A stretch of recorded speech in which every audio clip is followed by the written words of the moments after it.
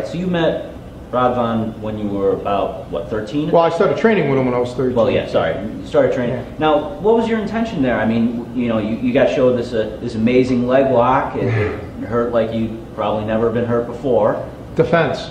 You got to remember, and sometimes, believe it or not, people do forget this. There was no such thing as submission grappling. I mean, not in Cleveland, not anywhere that we were aware of, outside of probably judo, and you know that's completely different. No, my focus was learning how to fight for self-defense, and that was Radvan's purpose. You know, to teach me the real catch wrestling, not the phony BS. You know that everybody was doing. You know, we had something called Big Time Championship Wrestling, I think. It was all fake stuff, naturally. And, you know, he taught me how to spot how a work match goes and so on, down the line, naturally. But our training from day one was geared for one thing only, self-defense.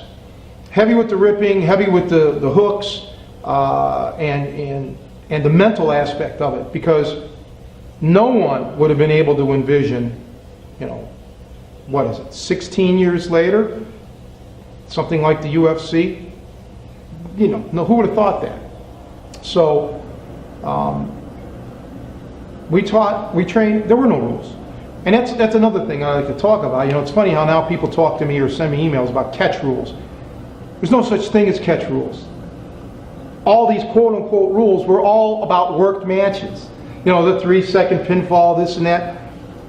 There wasn't a legitimate catch match anywhere for decades and decades and decades. You go all the way back to Farmer Burns and Frank Gotch and those guys, Ed Strangler Lewis even. They all participated in work matches, okay? So really what Stanley Radvan was passing along to me was the epitome of what wrestling was all about. Not just American catch as catch can or anything like that, but wrestling from its roots, okay? As one of the, if not the oldest sport.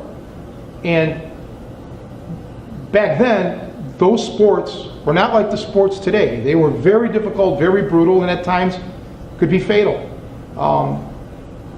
So regardless, when we sat down and he told me, he says, you know, there's no place to go. You're not going to get into the professional wrestling business. This was all about fighting, learning to defend yourself. And one thing that he told me, and I told you guys, I want the worst suffering and pain and beatings that you take to be in the gym. Therefore, you're prepared for anything else outside in the real world. And thank God, the catch wrestling and also the boxing, I'm not going to diminish that, because I always strike when I fight. It's first and foremost. It has saved my life on more than one occasion. And that's not a cliche. I mean, literally, it has saved my life. And you're privy to certain situations that have happened relatively recently where I wouldn't be here if it wasn't for the training that I had. So I'm beyond thankful. I'm very lucky.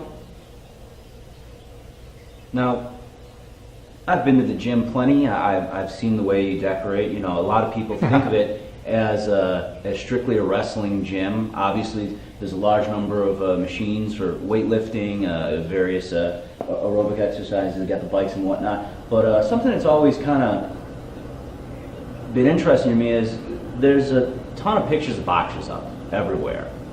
There's very few wrestlers, really at all, in terms of, you know, guys like Lou Thez or Strangler Lewis or any of those guys from that era, you know, that were, you know, had legitimate skill. Why don't you display those guys? Good question. I have the picture of Lou when he called me a hooker, when he, you know, as he wrote on the photograph, "Welcome to the exclusive club of hookers," because that was a personal memento.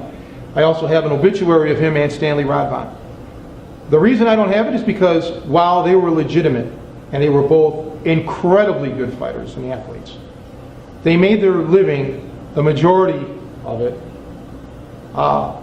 in the professional wrestling aspect of it, doing work matches, fake matches. This gym isn't about fake. Okay, this gym is about authenticity. And yes, while boxers have taken dives and you know, fixed fights, photos of the fighters that we have, the boxing fighters, are legitimate fights, or they're legitimately training. I'm not going to put up a photo of two wrestlers participating in a fake match, you know, that that is a black mark, I think, on Catch as Catch Can that lives to this day. And sadly, you still have some people who are trying to portray that fake stuff as real. And to their credit, if they can fool somebody, they did a really good job. But professional wrestling is akin to acting. And in this gym, there's no acting. It's real. And the wrestling that I teach is just a very small part of it. You know, I'm more of I teach the striking and the stand-up and the weapons and defenses and all that stuff. Because that's how I was raised. That's what I was brought up on. I've been attacked so many times with weapons and so on and da-da-da. I'm sorry, but I just can't honor, you know, the fake stuff. I mean, nowadays it's actually not as bad because they're not, you know more about professional wrestling nowadays than I do, but I don't think they're trying to pass it off as a legitimate match. No, They're calling it entertainment. Yeah, sports entertainment. Sports entertainment, and that's fine, and I respect the hell out of those guys. They're phenomenal athletes, and they always were. Some of them, naturally, not everybody's in shape, but I can't abide by, you know, trying to pass something that isn't legit as legit. It's a pet peeve of mine, and you know, well, Stanley and I talked about this, Luthez and I talked about this, a couple other professional wrestlers and I have discussed this, you know, and hey, I understand everybody's got to make a living, you know, and again, there were some terrifically tough men that wrestled professionally. You know, that doesn't mean that every match that they had, you know, was a legitimate match. So let's separate fantasy from reality here.